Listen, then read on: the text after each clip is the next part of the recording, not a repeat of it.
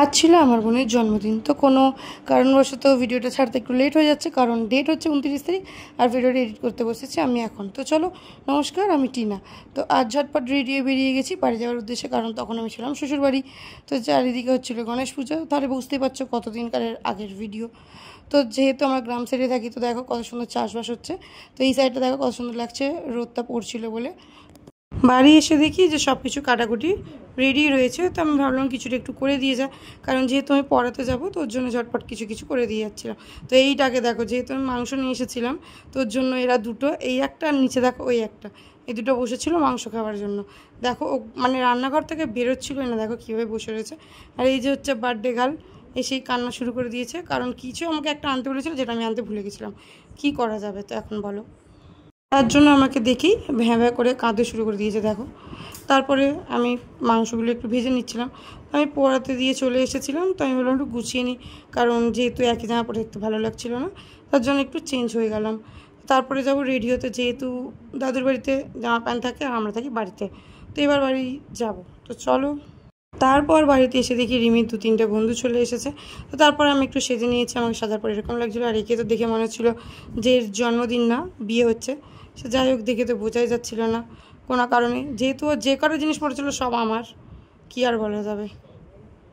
তো কেক কাটতে বসে গেছিলো, কেক নিয়ে এসেছিলো ওর একটা বন্ধু আর আমার বর। তো এটা নিয়ে এসেছিলো আমার বন্ধু, আর এই পাশে এটা নিয়ে এসেছিলো আমার বর। তো এবার কেক কাটবে। তো দেখো, প্রথমত এটা জ্বালাতে না জ্বালাতেই শেষ হয়ে গেছে, কী আর করা যাবে। তো ফু দিয়েই মোমবাতিগুলো লিভিয়ে দিচ্ছিলো।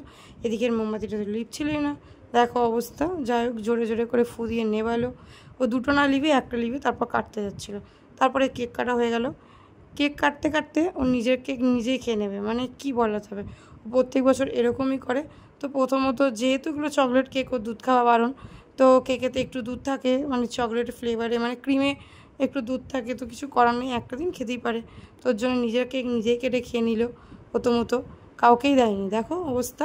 ও নিজের কেকটা নিজেই খেয়ে নেবে ঝপাং করে, কি আর বলা যাবে। এই দেখো, ওরকমই করে প্রত্যেক বছর, কারণ যেহেতু ওর জন্মদিন, তো আগে কেকটা খেয়ে নিয়েছে। এটা 3 নম্বর কেক, আনতে একটু লেট হয়েছিল।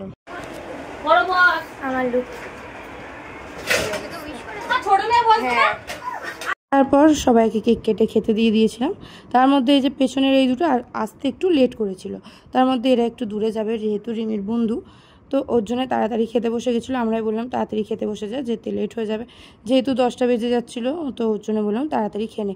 তো এই যে হচ্ছে সৈনী, আসতে একটু লেট করেছিল, ঘরের কাছে তাও আসতে লেট করে। আর এই যে আরেকজন আমাদের মাঝখানেও ফটো তুলতে একদমই চায় না। তারপরে তো এই দুটো, আমি বলছি একটু ফটোতে দেখ দেখ, তো দেখ, একদমই দেখছিল না। এরা তো মানে অনেক চেষ্টা করেও দেখলাম যে ফটো তুলছে না। তো আর কি করা যাবে, মানে যখনই ক্যামেরাটা সামনে নিয়ে যাচ্ছিলাম, তো ওদের অবস্থা এরকম ছিল। কি আর করা যাবে, অনেক চেষ্টা করলাম অনেক, মানে তাও তো দেখছিল না। তো যাই হোক, অনেক চেষ্টা করার পর যখন দেখলাম হচ্ছে না, তো হাল আমি ছেড়েই দিলাম, যা তোদের সাথে ফটো তুলবো না বলে। ভালো হচ্ছে, এর আগের দিন জন্মদিন ছিল, পরের দিন আমার বোনের জন্মদিন খেতে এসেছিলো, আর গাড্ডু তো মুখই তুলছে না। তারপরে তো এই 3টে বন্ধু খুবই ভালো, যাই হোক ওদের সাথে আলাপ হয়ে খুব ভালো লাগলো। তারপরে এরা খেয়ে নিয়ে যেহেতু বাড়ি যাবে, ওই জন্য তাড়াতাড়ি খেতে দিয়েছিলাম। তো ভিডিওটা এই পর্যন্ত কেমন লাগলো জানিও, টাটা।